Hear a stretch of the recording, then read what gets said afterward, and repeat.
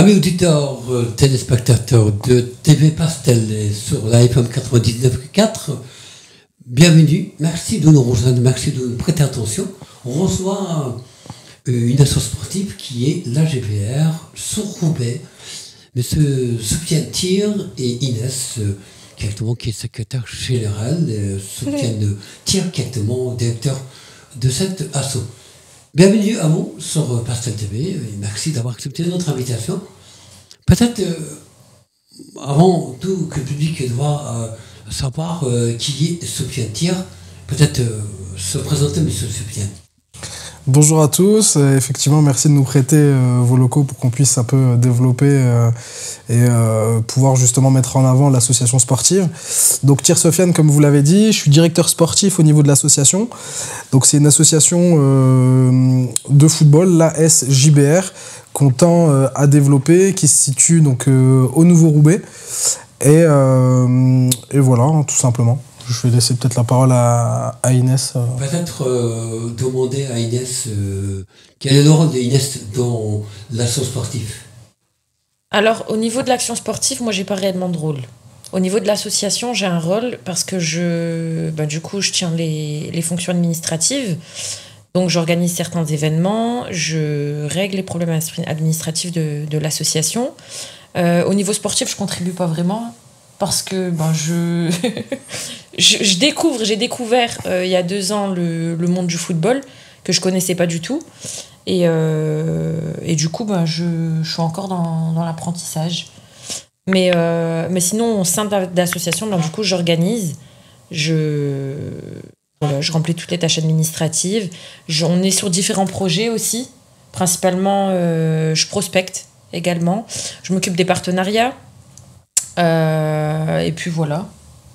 Principalement, c'est un peu mes fonctions. C'est beaucoup. Notamment, en quelle année a été créée cette asso qui s'appelle AGPR sur Roubaix? La création de cette asso sportive, nous, on a connu quand même pas mal d'associations roubaisiennes qui ont fait quand même d'énormes succès. La vôtre, en quelle année qui a été créée? Alors, l'AGPR, elle a été créée en 1948. Donc on peut avoir la fierté d'être le club sportif de football, en tout cas le plus vieux, le plus ancien de Roubaix.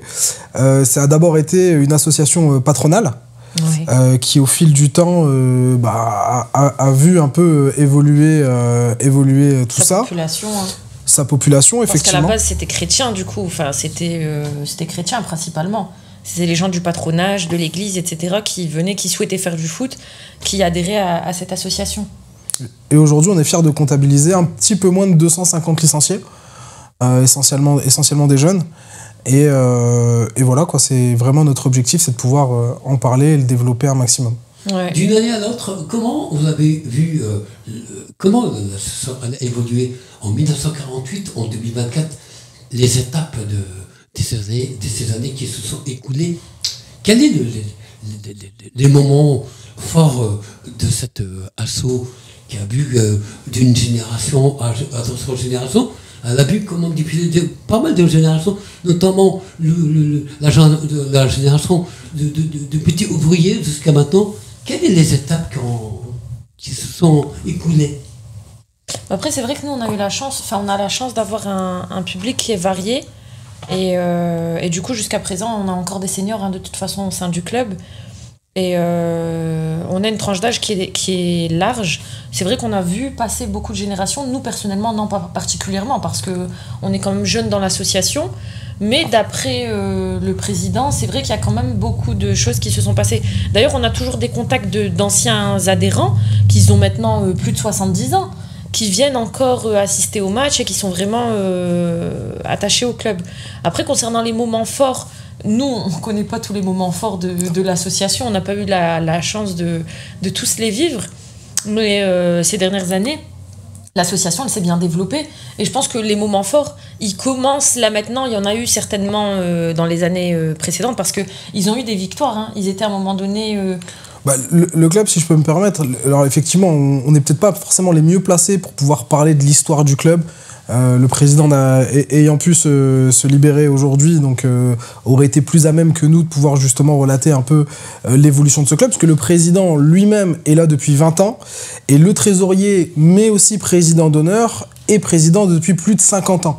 Donc effectivement, pour parler de l'ancienneté de la JBR, mais au-delà de son histoire, ils auraient été forcément dans de meilleures positions. Par contre, ce qu'on peut dire, nous, aujourd'hui, c'est qu'on a repris le club et on s'est investi dans le club depuis 2 ans maintenant. Et sur ces 2 ans, on voit une nette augmentation de nos licenciés. On tend encore à développer cette partie-là, mais aussi et surtout à développer le côté associatif. Ouais. Puisqu'au-delà du foot, de manière générale, on a vraiment à cœur de vouloir permettre et de créer du lien social. On est issu, donc, comme vous le savez, donc, de Roubaix, comme on l'a dit et précisé. On est entouré d'un quartier, je mets des guillemets, dit défavorisé. Et malgré tout, c'est notre quartier. On est issu de ce quartier. On a envie de le développer, on a envie de contribuer à son évolution. Et c'est pour ça que je me permets de reprendre peut-être les termes de Inès qui disait que peut-être que d'un point de vue football, elle n'est pas forcément la plus à même ou la plus investie. Mais sur le côté associatif, qui reste aussi une priorité, un front de bataille essentiel, elle demeure pas moins très, très active. Vous parlez d'anciens joueurs de cet assaut. Ça nous renvoie au 48 où Roubaix a connu quand même les années de gloire du textile, également du charbon, des mineurs qui ont travaillé.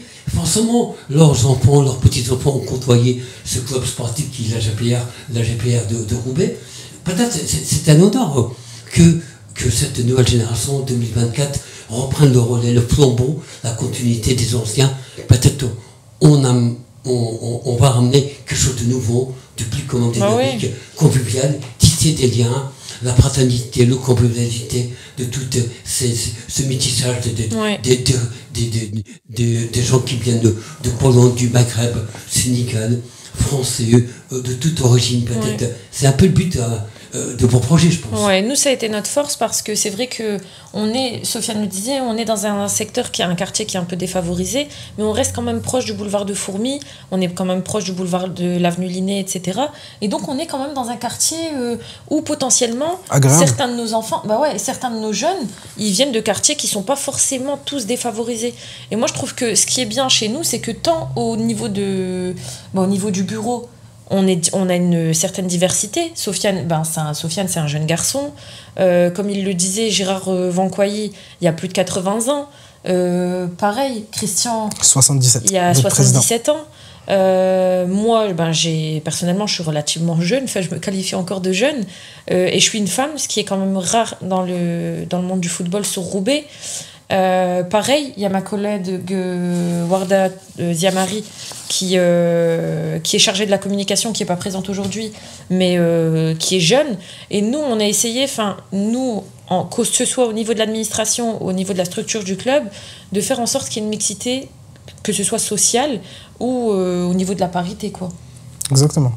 Pour aller dans votre sens, vous parlez de quartier défavorable, et l'objectif de votre projet, c'est contre l'inégalité de ces jeunes, parfois sont un peu perdus, se retrouvent dans des quartiers, pas de stade, pas de centre social, pas d'endroit pour pouvoir s'exprimer aux jouants, au ballon. Ça nous rappelle un peu l'image aussi de Benzema, ça nous rappelle toutes ces gloires d'origine de franco-maghrébine, franco-kabyle, franco-algérien, marocaine, etc. Tu disais, peu importe d'où l'origine, d'où ils viennent, on commençait dans ces quartiers défavorisés, on jouait au ballon avec rien. C'est un peu l'image qu'actuellement essaie de véhiculer votre association en donnant la possibilité à cette jeunesse pour pouvoir jouer au football, jouer au sport, l'activité sportive sans évincer personne. Ouais. Nous, c'était ça aussi principalement le but de notre association. Mais après, c'est le cœur de notre association. Mais on a quand même développé un peu tout ça avec du coup des actions associatives en parallèle, comme l'aide aux devoirs par exemple, parce que justement, on voulait pas que les jeunes soient cantonnés au foot. Voilà, qui soient cantonnés au football. On veut quand même leur donner des armes pour pouvoir aller dans des endroits culturels en ayant certaines connaissances, certaines bases que leur donne l'école, mais nous venir en complément. Et au-delà de ça, nous, on a créé un atelier depuis plusieurs mois qui s'appelle Devoir fait. Et donc, on aide les jeunes sur un samedi matin à faire leurs devoirs de la semaine pour qu'ils puissent clôturer leur week-end. Et puis voilà. Parce que tous les parents ne sont pas forcément en capacité de le faire. Et comme vous l'avez dit, les centres sociaux ne sont pas forcément non plus enclins à accueillir le week-end. Nous, on a voulu se positionner sur ce créneau-là. Et pareil, on a un projet sur le moyen terme d'aide à l'insertion aux plus âgés. Donc voilà, pareil, c'est pas forcément un public qu'on va accueillir au sein de l'association, du moins pas pour le football, mais c'est quand même un public qu'on souhaite recevoir et qu'on souhaite accompagner. D'accord. L'association ne se limite pas uniquement au foot, mais à d'autres projets plus en général, ce qu'en tout cas recherche le citoyen. Quels sont les projets que vous avez mis en place pour 2024 ? Si je peux me permettre, là où effectivement je voulais juste rebondir, c'est qu'on a vraiment deux chevaux de bataille. On est vraiment sur deux axes. Il y a la partie sportive où je reprends vos propos, effectivement, ça peut laisser arriver à pas mal d'anciens ou de grands joueurs. On n'est pas là dans l'optique de dire que tous les petits seront forcément ce qui est tendance des projets Mbappé ou autres. On a envie effectivement d'inculquer des valeurs. Parce que dans le football, il y a de belles valeurs de partage, d'ambition, de compétition, de dépassement de soi, de respect aussi de l'autre. Donc ça, c'est des valeurs qu'on a envie de véhiculer. D'éducation, exactement. C'est des valeurs qu'on a envie de véhiculer et faire véhiculer à travers le sport. Et on a aussi cette facette associative qu'on a envie de développer, donc comme le disait Inès, à travers donc de l'aide aux devoirs. On a et on tend, et là ça vient répondre directement à votre question, pour 2024, on a récemment été labellisé, on a eu le label Impact 2024 à travers un projet donc, qui se veut être l'inclusion par le sport et l'insertion professionnelle par le sport. C'est-à-dire qu'on envisage, en tout cas, c'est des projets qui sont encore dans les tiroirs, mais qu'on est en train de peaufiner, qui tendent à permettre justement à des personnes qui, c'est un peu le cas aujourd'hui malheureusement, qui sont confrontées à des difficultés pour pouvoir réussir à se mettre en avant, se vendre, réaliser un CV, une lettre de motivation, un entretien, enfin bref, c'est toutes ces choses-là où on a vraiment envie de permettre que ce soit à des jeunes, à des moins jeunes, qui viendront contribuer ou non directement au niveau de notre association sportive, de pouvoir bénéficier finalement de tout ça, de notre richesse. Inès parlait de diversité tout à l'heure. On est divers au niveau de la parité, hommes-femmes, mais on l'est aussi dans les compétences qui sont les nôtres. C'est-à-dire que moi, dans le cadre professionnel, j'ai des compétences. Inès en a dans les siennes. Madame Ziamari en a aussi dans les siennes. Christian, de par son expérience aussi. Enfin bref. Et c'est vraiment quelque chose qui nous tient à cœur. Et voilà. Peut-être pour revenir à ce que vous disiez il y a quelques instants, je me souviens, l'éducation, le sport, l'école, l'apprentissage, l'insertion, être quelqu'un de citoyen, un vrai citoyen. Exactement. Quelle est la politique que mène l'association en 2024 pour ce moment? Vous avez peut-être des exemples et des réussites qui sont sorties de l'assaut avec des diplômes, avec un bagage extraordinaire. Alors, comme je vous l'ai dit, ça reste encore un peu court puisque on est vraiment impliqué dans cette association depuis 2 ans. Ouais, on l'a mis en place ça au cours de cette année-là. Pour vous parler des réussites, on peut citer notamment l'image que véhicule l'équipe première. C'est-à-dire que c'est une équipe qui se voyait peut-être déjà fermer ses portes l'année dernière. On aura l'occasion, je pense, d'échanger avec... j'ai eu la présence d'esprit de ramener un joueur phare de l'équipe première. Mais du coup, l'image qu'on peut véhiculer, c'est quelque chose de très positif, puisqu'aujourd'hui, on est un club qui commence à être pris au sérieux d'un point de vue sportif. Donc ça, c'est une première réussite, faire changer un petit peu le regard qu'on pouvait porter sur nous. Mais là où, j'ai envie de vous dire, où on est encore plus fiers, c'est que chez nos jeunes aussi, on commence à avoir des jeunes qui sont repérés de plus en plus par des clubs, on va dire des élites sportives. Je peux parler de Lille comme de Lens. On commence à recevoir aussi des courriers pour des jeunes joueurs chez nous. ça prouve que le travail qui est en train d'être fait va dans le bon sens. Ouais. Et ça, je vous parle que de l'aspect sportif, puisque vous me parlez des diplômes. On tend en tout cas à améliorer aussi les résultats scolaires de nos jeunes à travers de l'aide aux devoirs et pourquoi pas par la suite, donc avec les projets dont je vous ai parlé au préalable.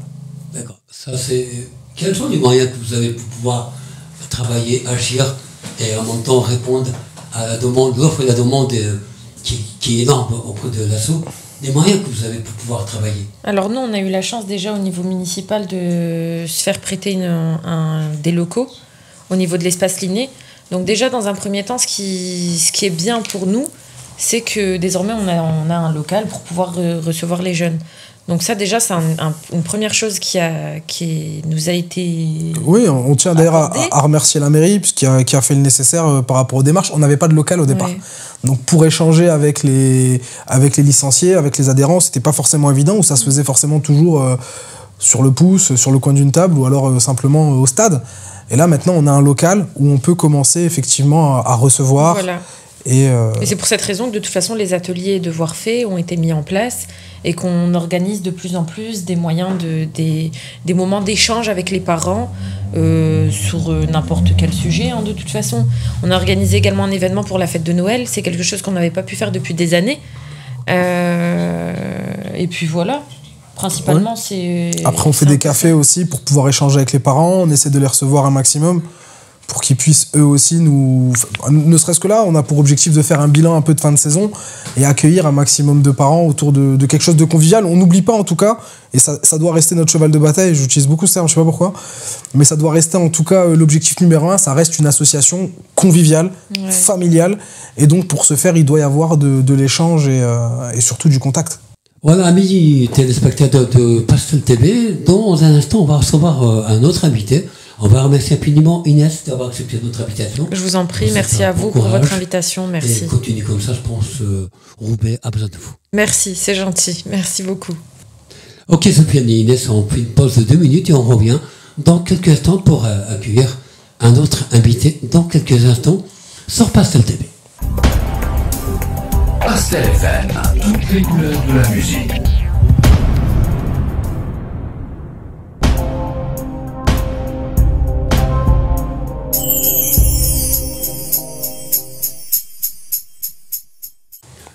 Rebonjour à mes auditeurs et à mes téléspectateurs de Pastel TV.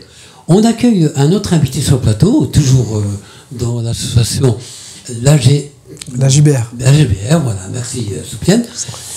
Saïd qui est joueur dans cet assaut. Saïd, bienvenue sur Pastel TV. Merci Farouk, bonjour à tous. Bonjour Farouk. Peut-être nous parler de vous en tant que joueur. Vous avez rejoint l'assaut en quelle année? Donc, je vais me présenter rapidement. Donc, je m'appelle Saïd, j'ai 29 ans. Je suis joueur au sein de l'équipe première de l'ASJBR. Donc, j'ai rejoint le projet à l'association sportive Jean-Baptiste Roubaix il y a 2 ans maintenant. Enfin, presque 2 ans. Donc, c'était en 2022. Donc, maintenant, voilà, presque 2 ans que j'évolue en tant que joueur de l'équipe première. Et c'est une joie d'incarner le projet et d'en faire partie. Comment l'idée est venue de rejoindre cet assaut? Vous avez entendu parler de leur projet. Comment l'idée est venue comme ça? Pourquoi c'est pas une autre association sportive? Pourquoi c'est la JBR? Simplement, la JBR, elle se trouve au Nouveau-Roubaix. C'est le quartier dans lequel j'ai grandi. Et de bouche à oreille, j'ai entendu qu'il y avait eu le projet qui allait être mené par Sofiane. Donc on a été mis en relation par un ami commun.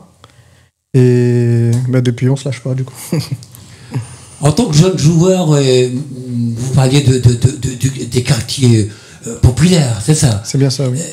Quel est le sentiment que vous avez comme ça, que vous allez rejoindre une association sportive? Dites, enfin, il y a quelque chose dans d'autres quartiers. Quel est le sentiment que vous avez quand vous êtes rentré? C'était un sentiment de satisfaction. On était pris en considération. Enfin, on n'a pas tout de suite été pris en considération. On a eu un peu de mal, mais... Avec les résultats de la première année et la montée qu'on a eue, on a commencé à être pris en considération et on a commencé à être considéré, je pense. Ça vous a laissé réfléchir un peu sur des projets pour l'avenir, parce qu'il n'y a pas que le sport, il y a d'autres projets peut-être. Effectivement, oui, avec Sofiane, on tend à développer l'association. Donc aussi bien sur l'aspect sportif, avec de nouvelles équipes, notamment des équipes féminines qui vont être développées sur l'année qui suit, mais également sur de l'accompagnement individuel, de l'accompagnement collectif, sur plusieurs secteurs d'activité différents. Il y aura des stages de foot qui vont être mis en place durant les périodes de vacances scolaires. Il y a l'accompagnement scolaire sur tous les samedis matins. Et également, il y aura des tournois de foot nationaux et internationaux.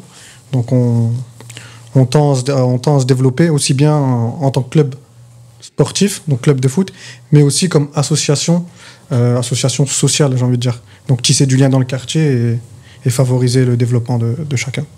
À part quelques associations sportives qui se font très rares, Roubaix a connu quand même des années de gloire. Parmi l'association GBR, est-ce que pour vous c'est une bonne nouvelle? L'association JBR, oui, c'est une bonne nouvelle parce que Roubaix, c'est une très grande ville, très peuplée, donc on est à plus de 100 000 habitants, et il y a une demande qui est considérable et qui, avec le développement du football féminin, demande encore plus de moyens et d'implication, effectivement. Donc c'est une bonne nouvelle, l'association Jean-Baptiste Roubaix, et pour vous dire que même il y a tellement de demandes qu'on est obligé de se partager le club avec, les terrains avec un autre club. Donc tellement il y a de demandes à Roubaix. Forcément, l'association connaît des succès, des gloires, de réussites. Il y a combien d'éducateurs au sein de l'association? Je vais me permettre de répondre. Alors effectivement, c'est une question qui est plus que pertinente et je vous en remercie. Puisque je tenais aussi à rappeler que sans les éducateurs, sans ces bénévoles, on ne serait pas là. Parce qu'aujourd'hui, effectivement, c'est moi que vous avez devant le micro, devant la caméra, et Saïd, ou alors on a eu Inès il y a quelques instants. Mais je tiens à remercier l'intégralité des bénévoles, des éducateurs, Adam, Stéphane, Hakim, Laurent, Bertrand, Chris, Mika, Mohamed, Hakim, j'ai déjà cité, Jérémy, le président, encore une fois. C'est vraiment des personnes, Cindy, Hélène, c'est des personnes qui sont vraiment au cœur de l'association, qui lui permettent de vivre. Et c'est des éducateurs qui sont des personnes de confiance, investies, impliquées, compétentes. Et sans elles, on ne serait pas là aujourd'hui aussi.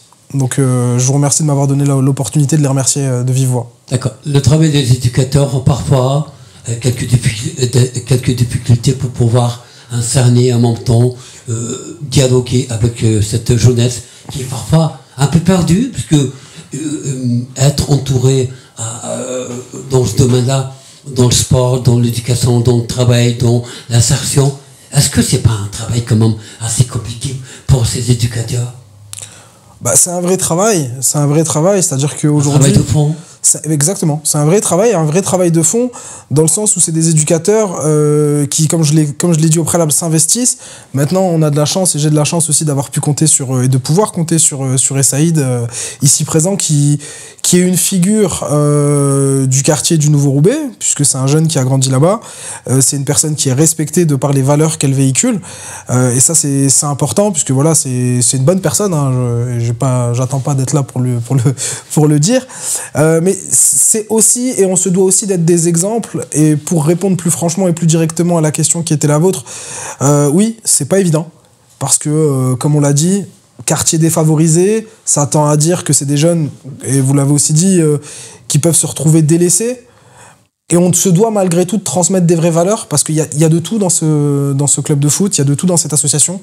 On a des Mathéo, on a des Thibaut, on a des Mohamed, on a des Amar, on a des Kader, on a de tout. Et le but, c'est de pouvoir se faire vivre ensemble. Et je pense que c'est dans une situation, dans un climat social tel qu'on le connaît en France, je suis fier, et les personnes qui travaillent avec moi le sont aussi, de pouvoir contribuer au bien-être et au bien vivre ensemble. Et je pense que c'est l'une de nos plus grandes fiertés aujourd'hui. À travers le sport, il y a l'insertion, il y a le travail, il y a l'avenir. Ces quartiers défavorisés, moi je refuse, ça n'engage que moi, de stigmatiser cette jeunesse. La plupart de cette jeunesse, nos parents nous ont inculqué le respect, l'éducation, sont sortis quand même des médecins, des ingénieurs, Bien sûr. des ouvriers, il y a des femmes infirmières, avocates. Si vous avez à nous dire juste 2-3 mots sur ça. Je pense que vous avez tout dit, c'est défavorisé ou non, ça regorge de talent, ça regorge de pépites, si je peux dire ça ainsi. C'est des personnes qui sont pétries de talent. Il y a beaucoup de très très très très belles personnes. On n'est pas toujours reconnu à notre juste valeur, c'est une certitude. Maintenant, on peut compter, on a la chance aussi de pouvoir compter sur un soutien de la mairie qui se veut et qui se voudra, je l'espère, davantage présente. Et on se battra en tout cas pour pouvoir justement mettre en avant ce que vous venez de dire, puisque voilà, nos parents, nous, il y a des médecins, il y a des avocats, il y a de tout. Parce qu'en équipe première, hein, on a des beaux professionnels, on a de toutes les branches, on a des présidents de laboratoire, on a des infirmiers, des kinés, des éducateurs sportifs. Oui, quelque part, il y a un résultat positif qui actuellement sort des quartiers populaires. Exactement. Bien sûr. Et après, à nous de pouvoir aussi, et on est fiers, comme j'ai dit, de pouvoir contribuer à ça. Parce que le football, ça doit être avant tout, on se répète, hein, mais la convivialité, un moment de partage, un moment de joie, ça n'empêche et ça n'exclut pas la compétition qu'il doit y avoir derrière, parce qu'on a des objectifs et on se veut avoir des objectifs sérieux, ambitieux et atteignables. Et c'est pour ça qu'on peut compter sur des personnes compétentes. Hein. J'aime apprendre Saïd en exemple, mais vous avez tout à fait raison. En 2 mots, les projets pour 2024. La montée, parce que d'ailleurs je passe cet appel et j'espère qu'il sera diffusé. Dimanche, on a un match super important, voire capital pour la montée. Et ça nous ferait 2 montées d'affilée, ce qui crédibiliserait encore davantage le projet, même si bien entendu ça ne se résume pas qu'à ça. Pour 2024, ce qu'on peut nous souhaiter, c'est de continuer là-dedans, continuer dans ces efforts, la montée bien entendu, et continuer à être entouré de bonnes personnes aussi impliquées que celles que j'ai assises à côté de moi. Vos partenaires. Oui. Alors, on a la chance d'en avoir de plus en plus. Ça se crédibilise, notamment par rapport au fait qu'on devienne de plus en plus crédible. Hein. On a Laura, donc c'est un after-work à Moucron, qui a cru en nous dès le début, et on peut que l'en remercier. On a aussi SY, alors c'est SY Dreams Car, qui est un très bon locateur, qui fait de la location de véhicules. D'accord, et c'est un de nos partenaires forts aussi sur cette saison. On a aussi, du coup, depuis peu, donc Pastel FM, avec qui on va essayer d'entretenir des liens de plus en plus étroits. Et on a aussi, donc, on commence à avoir diverses partenaires qui nous sollicitent, et à nous de pouvoir choisir les meilleurs. Hein. On pour parler aussi avec Intersport et une boucherie qui se situe à Roubaix, boucherie Atlas, très bonne viande d'ailleurs. Et voilà. D'accord. Je tenais juste à vous remercier, M. Soufiane Tia, c'est nous. D'avoir accepté notre invitation. Saïd également. Merci à toi, Farouk. Merci à vous, Pastel FM. On remercie également tout à l'heure Inès. Bien sûr. Merci à mes auditeurs, téléspectateurs de Pastel TV. Réalisé par Mohamed Hazar en thème technique. Au micro, Farouk, animateur de Radio Pastel. Merci. À très bientôt. À très bientôt. Merci.